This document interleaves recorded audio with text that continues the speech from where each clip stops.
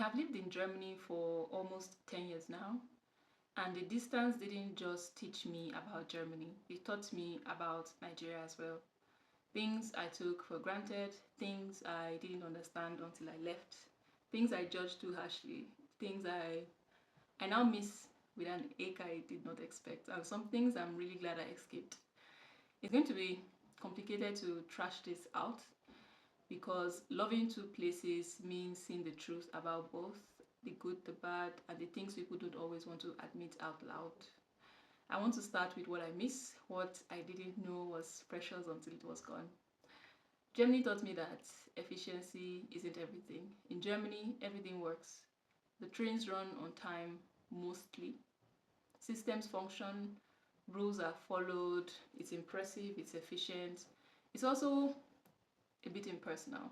In Nigeria, if you're stuck somewhere, a stranger will help you. Not because it's your job, because it's just what you do, right? Your neighbor knows your business, yet it's sometimes annoying and intrusive, but they will also feed you if you're struggling. The market woman remembers you and asks about your mother. The conductor on the bus cracks jokes that makes everyone laugh.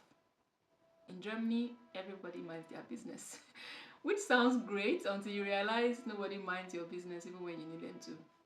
And if you're sick and can't leave your apartment, it will not be a surprise if no one checks on you. Not because people are unkind, just because nobody knew. How many of us know our neighbors aside the occasional greeting? I'm now consciously trying to change that, right? Because I thought about it the other day that I've been here for a while and I don't really know any of my neighbors personally. That's not a good thing. Germany has taught me that privacy is a luxury until it becomes loneliness. Community is annoying until you don't have it.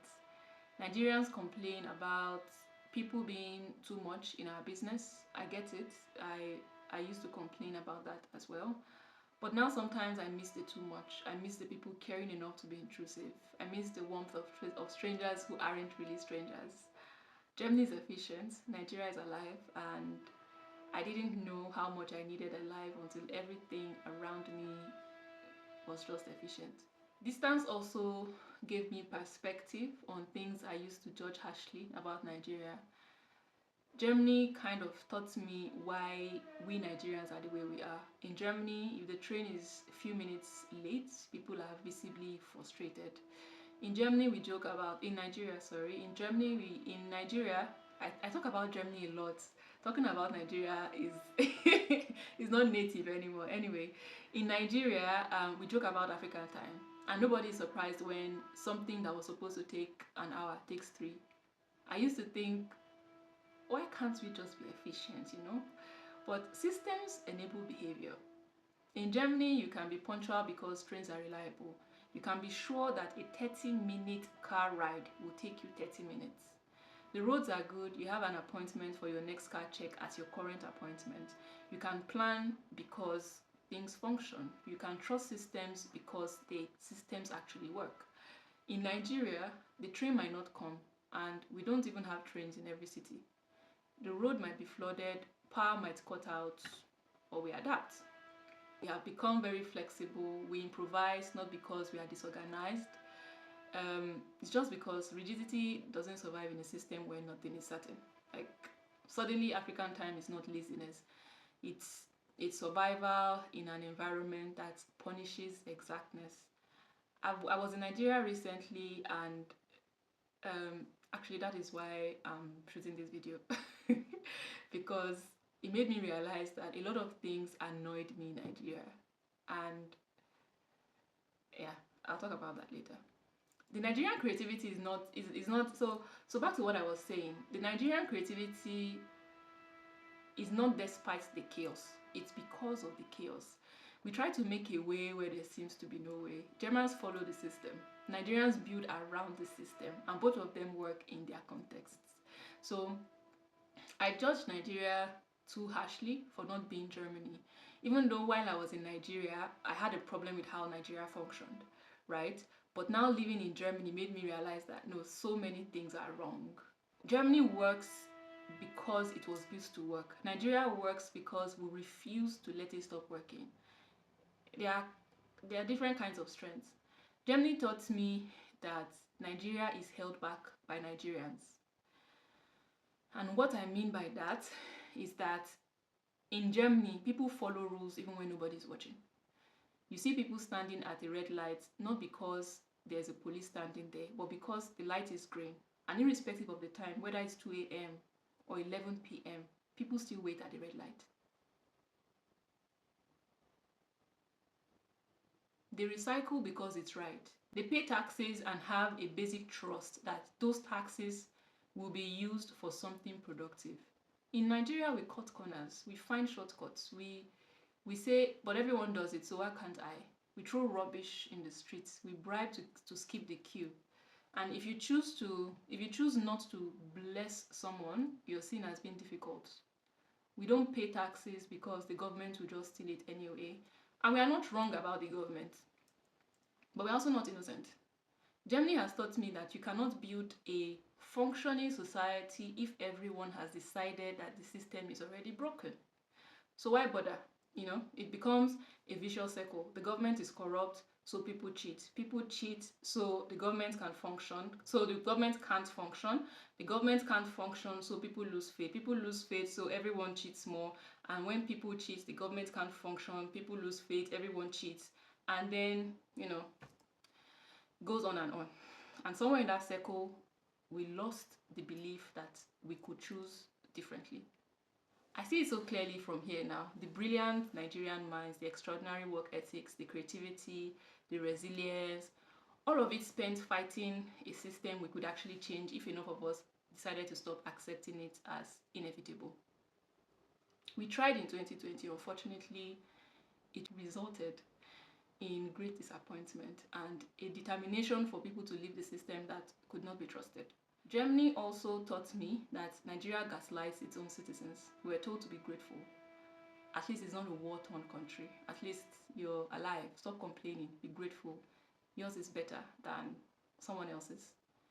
Power holding takes power for 20 hours or sometimes even days. You just manage. Roads are unusable. What do you expect? Healthcare is broken. You have to go to a private hospital. Water does not run. You have to buy from a malam or you buy from wherever it is you need to buy water. And we accept it because we've been taught that this is normal. In Germany, if the train is 10 minutes late, people demand compensation. If a politician is caught being corrupt, they resign. If infrastructure fails, it gets fixed. Not because Germans are better humans, but because they refuse to accept dysfunction as normal.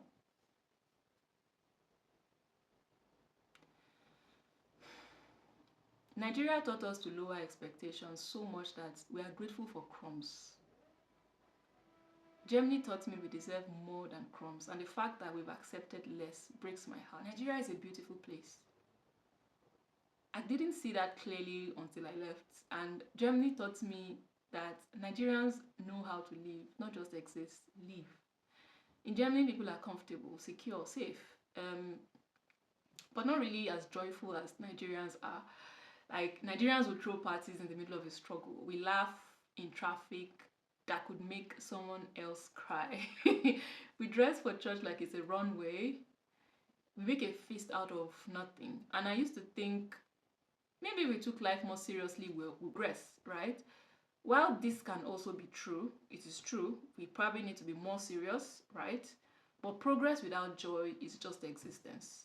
I'm not romanticizing poverty here. Nigeria's struggles are real, and if we are being honest, they should not exist.